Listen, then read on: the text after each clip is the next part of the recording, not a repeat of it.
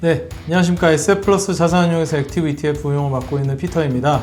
오늘은 저희가 9월의 월간 운용 보고를 드리기 위해서 찾아왔습니다. 일단 시장의 상황부터 먼저 말씀을 드리고 저희의 운용의 경과가 어땠는지 좀 설명을 드리겠습니다.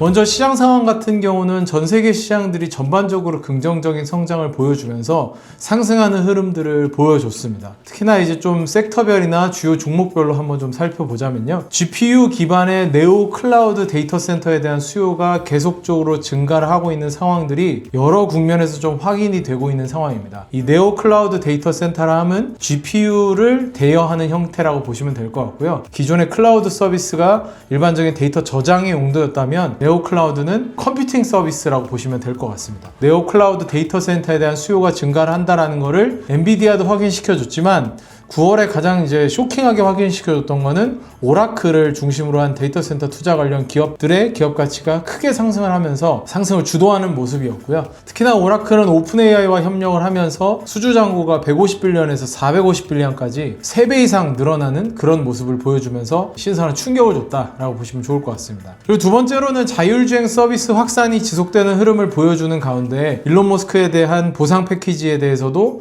좀 긍정적인 방향성이 좀 나왔던 테슬라가 기업 가치를 큰 폭으로 상승하는 모습을 보여줬고요. 작년 연말 수준의 기업 가치가 회복되는 그런 모습이었습니다. 사실 올해 하락폭이 마이너스 50% 정도까지 갔었기 때문에 변동성이 굉장히 컸었는데 이런 부분을 다 회복하는 그런 흐름을 맞이했다라고 보시면 좋을 것 같습니다. 그리고 인공지능이 학습에서 이제는 추론의 시대로 확산이 되면서 원래는 이제 GPU를 통한 학습이 좀 더 중요했다면 추론의 시대로 가면서 각각의 메모리에서 진행되는 레거시 메모리의 중요성이 좀 더 높아지면서 메모리 반도체 기업을 중심으로 한 회복들이 좀 나타났고요.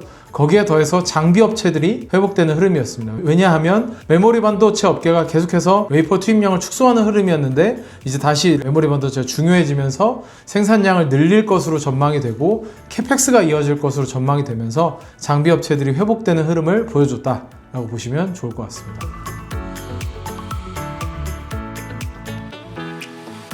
지난달 저희 펀드 같은 경우는 이러한 혁신, 데이터 센터와 관련된 기업의 비중이 좀 높은 포트폴리오 같은 경우는 글로벌 플랫폼이나 글로벌 대장장이가 대표적이라 할 수 있겠죠. 이러한 포트폴리오들은 S&P 500 대비해서 큰 폭의 아웃퍼폼을 하는 모습을 보여줬고요. 글로벌 1등 기업 포커스 같은 경우에도 시장 대비해서 아웃퍼폼을 큰 폭으로 하는 흐름을 좀 보여줬다라고 보시면 좋을 것 같습니다. 반면에 이제 저희 소비재 포트폴리오 같은 경우는 시장의 흐름이 대부분 AI, 인공지능, 데이터 센터, 또 자율주행 쪽으로 많이 집중이 되다 보니까 소비재 부문은 좀 부진을 하면서 상대적으로 부진했지만 S&P 500과 크게 벌어지지 않는 정도의 퍼포먼스를 보여주면서 어려운 구간에서 잘 따라오는 모습을 보여주고 있다라고 보시면 좋을 것 같습니다. 운용의 경과를 조금 더 들여다보겠습니다. 아까도 말씀드린 것처럼 인공지능 머신러닝에 특화되어 있는 고성능 컴퓨팅 자원이라고 할 수 있는 GPU를 제공하는 새로운 형태의 네오 클라우드 데이터 센터에 대한 수요가 지속적으로 성장할 것으로 보여지고요.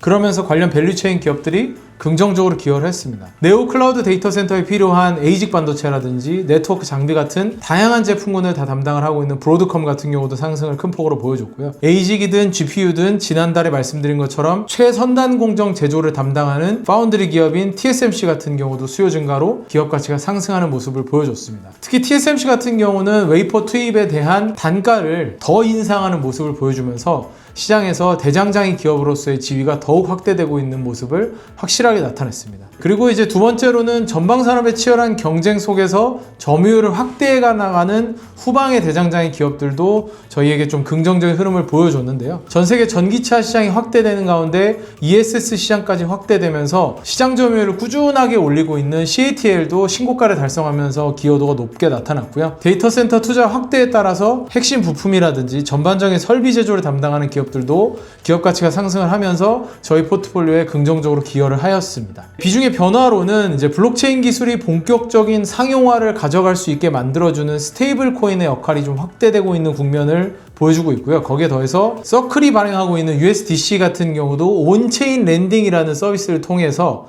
이게 어떤 거냐 하면 담보대출이라고 보시면 될 것 같습니다. 우리가 USDC를 스테이킹을 해 놓으면 그에 대해서 이자를 주는 방식이라고 보시면 될 것 같고요. 온체인 랜딩을 시작을 함으로써 생태계 확대가 전망되어서 관련된 기업의 비중을 다시 한번 확대하는 흐름을 가져갔습니다. 그리고 이제 차세대 개인 디바이스로 성장이 전망되고 있는 스마트 글라스. 스마트 글라스 같은 경우는 제가 뭐 작년 정도의 관점 부분에서 좀 다루어 드렸던 것 같은데요. 여전히 저희는 굉장히 주목하고 있는 부분입니다. 저희가 말씀드리지 않고 넘어가는 달들이 많겠지만 아무래도 그 달마다 굉장히 토픽들이 다양하기 때문에 말씀을 못 드릴 때도 있지만 이번 달에 사실 마크 저커버가 가지고 나오면서 레이벤 스마트 글라스가 새로운 모델이 나왔는데 이제 그와 관련해서 주도적인 역할이 확대될 것으로 보여지고 인공지능 기술 개발 역량이 확대되고 있는 메타에 대한 비중을 확대를 했고요. 거기에 더해서 스마트 글라스 파트너십을 맺고 있는 에실로 룩소티카에 대한 비중도 확대를 하면서 저희는 여전히 차세대 디바이스에 대한 투자 비중을 높게 가져가고 있다라고 봐주시면 좋을 것 같습니다. 오늘의 운용의 경과는 이상으로 마치도록 하겠고요. 이번 달도 잘 지켜봐 주셔서 감사합니다. 다음 달도 함께 해주시면 감사하겠습니다. 감사합니다.